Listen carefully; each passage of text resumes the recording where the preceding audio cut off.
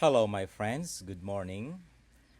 Today, I'm going to present a lecture entitled The Historical Antecedents of the International Protection of Human Rights. So, this is another review of the historical process, how human rights evolved and gained recognition, especially in our time. So, sit back and relax as I deliver the lecture, and perhaps later on you can also share your own opinions about the topic that we are going to discuss today. To begin with this lecture, allow me to present to you the outline of the presentation. So the first topic would be, of course, the introduction, defining the topic. Then second, the ancient foundations of rights. Then third, we have the medieval and early modern developments.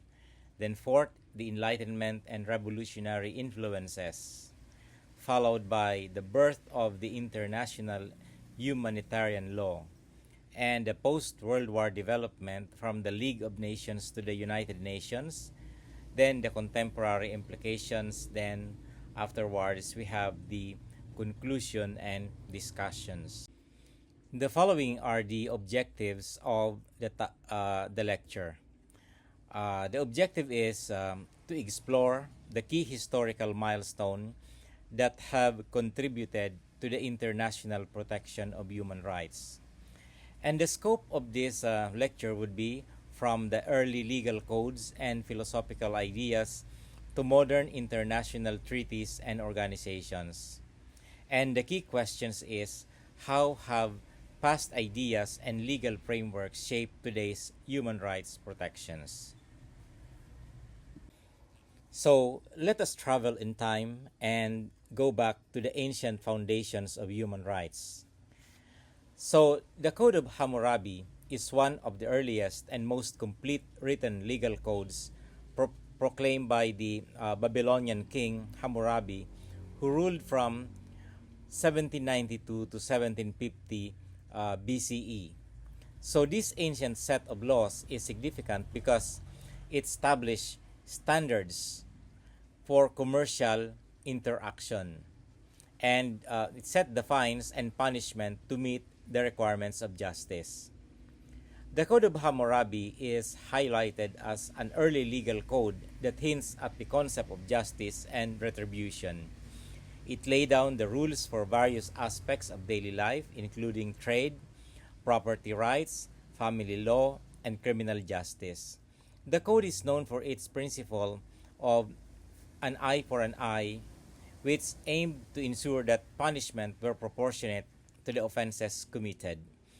While the Code of Hammurabi does not directly relate to modern human rights as we understand them today, it represents an early attempt to formalize the idea of justice and the protection of individuals within a society. It influenced later legal traditions and contributed to the development of the concept of rights and justice in human societies. Now, let us go to the ancient Greeks and the ancient Romans. So after the era of the Babylonians, then we also see the flourishing of the Hellenistic and the Roman traditions. So ancient Greece is renowned for its early democratic practices and debates about individual virtue and communal responsibilities. The Greeks, particularly those in Athens, developed the concept of democracy, where citizens had the right to participate in decision-making processes. Philosophers like Socrates, Plato, and Aristotle engaged in discussions about the nature of justice, the role of the individual in society, and the importance of virtue. These ideals laid the groundwork for later democratic principles and the recognition of individual rights. Now, the Romans contributed significantly to the development of the legal principle that influenced later international law. One of their key contributions was the concept of eius gentium, or the law of nations, which was a set of law that applied to both Roman citizens and foreigners. This concept laid the groundwork for later international legal principles by recognizing the need for a common legal framework that transcends individual states. These early contributions from Greece and Rome were instrumental in shaping the ideas of justice, rights, and legal principle that continue to influence modern human rights framework. So, every civilization began to formalize ideas about justice and rights, influencing later legal traditions, and especially the concept of Roman citizenship, the concept of Roman law, has had its lasting effect in our times, and even in modern times, in contemporary times, most of our constitutions and laws are patterned after the Romans. So let's continue with our time travel. And from the ancient Romans and the Greeks, we go now to the medieval period and the early modern development. So the medieval period began after the demise or the decline of the Roman Empire, especially in Europe, and sometimes this is also referred to as the Dark Ages. Particularly, perhaps this term Dark Ages describes the situation in the early part of the medieval period. So this is the period from medieval period is called medieval because it is in the middle between ancient and modern and contemporary times. So there is the influence of Christianity, like for example the philosophy and theology of Thomas Aquinas. Then you also have the English because of the Magna Carta, and also you have the English Bill of Rights. Okay, so Thomas Aquinas made significant contributions to the concept of human rights through his development of natural law theory. He emphasized the inherent dignity of human beings, which laid the groundwork for later ideas about human rights. Aquinas argued that natural law, which is derived from reason and the nature of humans, provides a basis for moral principles and rights that are universal and unchanging. His ideas influenced the development of legal and philosophical thought during the medieval period and beyond, setting the stage for later formal declarations of rights. And we should also take note that Thomas Aquinas also developed the just war theory, laying down the foundations for justification of just wars. And in fact, his philosophy is so classic that even our modern leaders today use this theory in order to defend their actions. So we call it the just war theory. Okay. Now let's go to the Magna Carta of 2015 AD. It is a foundational document in the history of human rights. It was a charter agreed upon by King John of England and a group of rebellious barons. The Magna Carta established the principle that everyone, including the king, was subject to the law. It also guaranteed certain rights to the people, such as the right to a fair trial and protection from arbitrary imprisonment. This document is considered an early recognition of limits on sovereign power and the protection of certain rights. It set the stage for later formal declarations of rights and has had a lasting impact on legal and constitutional developments worldwide. Then we have the English Bill of Rights of 1689. It is a significant document in the history of human rights. It was enacted by the Parliament of England and laid down limits on the powers of the Crown and set out the rights of Parliament and rules for freedom of speech within Parliament. It also established important legal precedents for the protection of individual liberties. This document played a crucial role in shaping the constitutional monarchy in England and influenced later democratic developments worldwide.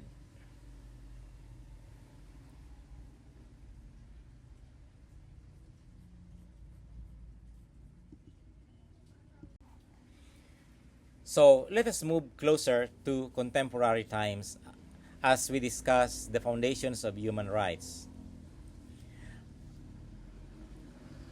The modern period was ushered in, and we saw the development of the so-called Enlightenment period and its revolutionary influences. The Enlightenment period was marked by the emergence of several influential philosophers whose ideas significantly contributed to the development of human rights. Here are some of the key figures and their contributions. First of all, most of these are the most of these are the English and the French philosophers. So first we start with the English philosopher John Locke. Okay, Locke is often regarded as the father of liberalism. He argued for the natural rights of individual, including life, liberty, and property. Locke's idea on government by consent and social contract influenced the development of the democratic principles and the protection of individual rights. Then we have Montesquieu. Montesquieu is best known for his theory of the separations of powers, which become a foundational principle in modern democratic governance. His work emphasized the importance of checks and balances to prevent tyranny and protect individual freedoms. Then another philosopher by the name of Voltaire. Voltaire was a staunch advocate for freedom of speech, religious tolerance, and the separations of church and state. His writings criticized the abuse of power by the church and the state, and he championed the rights of individuals to express their opinions freely. Then we have Jean-Jacques Rousseau. Rousseau's concept of the general will and his ideas on direct democracy influenced the development of modern political thought. He argued that legitimate political authority comes from the consent of the governed and that individuals have the right to participate in the formation of laws. Then we have Immanuel Kant. Kant's philosophy emphasized the inherent dignity and autonomy of individuals. He argued that individuals should be treated as an end in themselves and not merely as a means to an end. Kant's ideas on moral autonomy and universal human rights have had a lasting impact on ethical and political thought. These Enlightenment philosophers laid the intellectual groundwork for the latter. Development of human rights framework, including the French Declaration of the Rights of Man and of the Citizen, which articulated principles of liberty, equality, and fraternity. And then the French Declaration of Rights of the Rights of Man and of the Citizen of 1789 is a pivotal document that laid the foundation for modern human rights. Here are some of the key aspects of this document. First, you have the universal rights. The Declaration asserts that all men are born free and equal in rights. These rights include liberty, property, security, and resistance to oppression. The second principle is the idea of sovereignty. It states that sovereignty resides essentially in the nation, meaning that no individual or group can exercise authority that does not emanate from the people. Then third, you have the law and justice. The Declaration emphasizes that the law is an expression of the general will. Every citizen has the right to participate in its formulation, either personally or through representatives. It also guarantees the right to a fair trial and presumption of innocence until proven guilty. Then fourth is the freedom of speech and religion. It guarantees freedom of speech and religion, asserting that no one should be disturbed for their opinions, even religious ones, as long as their expression does not infringe on public order established by the law. Then, you have taxation and public contributions. The Declaration states that all citizens have the right to determine the necessary of public contributions or taxes, to consent to them freely, to monitor their use, and to determine their proportion, basis, collection, and duration. In the French Declaration of the Rights of Man and of the Citizen of 1789, is a fundamental document in the history of human rights. It was adopted during the French Revolution and articulated principles of liberty, equality, and fraternity. The Declaration asserted that the rights are inherent and universal, meaning they belong to all people by virtue of their humanity. This document played a crucial role in shaping modern human rights framework and influenced later international human rights declarations. Now, we move on to the birth of the International Humanitarian Law, or the IHL. So this is quite very interesting law, interesting topic, and also controversial because it speaks about humanitarian law. And but actually, the humanitarian law is the law that governs the conduct of war. And we all know that wars are always immoral, and wars are not natural to humans. But we have this kind of law in order to limit the potentials of war to denigrate or to violate human rights. So let's look at these early treaties and conventions. First is the Hague Conventions of 1899 and 1907. So when you say the Hague is a city in the Netherlands. So this is where the document was produced. Among the first international agreements to regulate the conduct of warfare and protect non-combatants, the Hague Conventions were groundbreaking. Now, these conventions establish rules for the humane treatment of prisoners of war, the protection of civilians, and the prohibition of certain types of weapons. They mark a significant step towards codifying the laws of war and set a precedent for future international humanitarian law. Aside from the Hague Conventions, there were also other conventions, like, for example, the Geneva Conventions 1 and 2. So the Geneva Conventions established legal standards for humanitarian treatment during war. These conventions, which have been revised and expanded over time, provide comprehensive protections for wounded and sick soldiers, shipwrecked sailors, prisoners of war, and civilians. The Geneva Conventions are considered the cornerstone of international humanitarian law and have been ratified by nearly every country in the world. Now, this is also the beginning of the Red Cross. Probably you are familiar with the Red Cross, and actually the Red Cross operations originated from the Geneva Convention. Now, the Hague and Geneva Conventions laid the groundwork for the development of international legal norms aimed at protecting human rights in conflict situations. Their principles continue to inform modern international law and have inspired numerous subsequent treaties and conventions. These early agreements have had a lasting impact on the conduct of warfare and the protections of human dignity, shaping the way nations approach conflict and humanitarian issues. The Hague Conventions of 1899 and 1907 were groundbreaking in establishing international agreements that sought to regulate warfare and shield non-combatants. They paved the way for the Geneva Conventions, which further defined humanitarian treatment of war.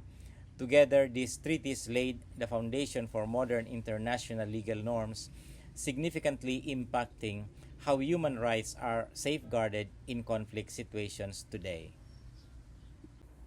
So let us go to the post-World War development. So this is speaking about the World War First and World War Two. You know, these World War are very important, especially in the history not only of Western Europe but for the entire modern world, because this is the kind of war that involves almost every country in the world at the time. And this war has also impacted the way we work, the way the nations work, and the way they try to seek peace. So first we have the League of Nations. This is the first organization established in Europe in Western Europe during that time, prior to World War I. So the League of Nations was an international organization established after World War I with the primary aim of maintaining world peace and preventing future conflict. It was founded in 1920 as part of the Treaty of Versailles and was and it was the precursor of the United Nations. So the League of Nations made several contributions to human rights, including promotion of international cooperations.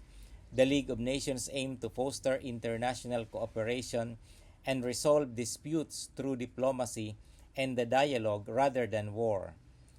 Then it also developed the mandate systems. The League established the mandate system, excuse me, which aimed to administer former colonies and territories of the defeated powers in a way that would prepare them for self-governance and eventually independence. Then we also have the protection of minorities. The League of Nations worked to protect the rights of minority groups within countries, promoting idea that individuals, regardless of their ethnic and religious background, should have their rights respected. Then we have the humanitarian efforts. The League of Nations was involved in various humanitarian efforts, including addressing such issues as child welfare, refugee crisis, and the fight against human trafficking. Although the League of Nations ultimately failed to prevent the outbreak of World War II and was dissolved in 1946, its effort laid the groundwork for the establishment of the United Nations and the development of modern international human rights framework. The League of Nations, despite its noble intentions, failed to prevent the outbreak of World War II, and there are several reasons for this. Number one, the lack of enforcement power. So the League of Nations did not have its own military force to enforce its resolutions and decisions. This made it difficult to compel member states to comply with the mandates. Second, the absence of key powers. Major powers like the United States never joined the League, and other significant nations like Germany and Japan left the organization. This weakened the League's influence and ability to act effectively on the global stage. Then the third reason is the unanimity requirement. The League's decision-making process required unanimous consent from its members, which often led to a deadlock and inaction.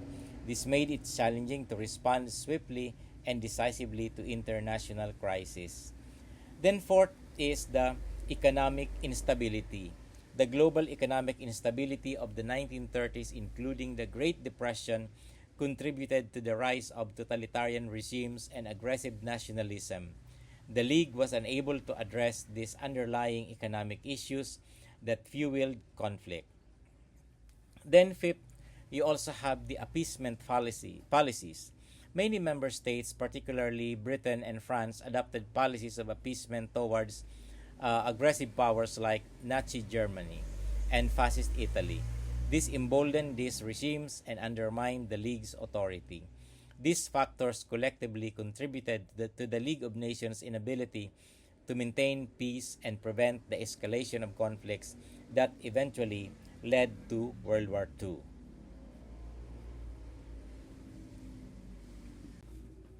As we discussed the last topic, the last slide in this presentation, let us now look at the contemporary implications of this historical development in the development of human rights. Okay, the first let's look at the modern international law. How historical ideas continue to inform treaties, conventions, and international human rights body. Historical ideas have significantly shaped modern international law. For instance, the principles established by the Universal Declaration of Human Rights continue to influence new treaties and conventions. The Universal Declaration of Human Rights, or the UDHR, emphasis on inherent human dignity and equality has been the foundational for subsequent international agreements, such as the International Covenant on Civil and Political Rights, or the ICCPR, and the International Covenant on Economic, Social, and Cultural Rights, or the IESCR. Additionally, modern international law addresses ongoing challenges such as balancing state sovereignty with international norms and addressing cultural diversity. This is evident in the development of regional human rights systems like the European Convention on Human Rights and the African Charter on Human Rights and People's Rights, which adapt universal principles to regional context.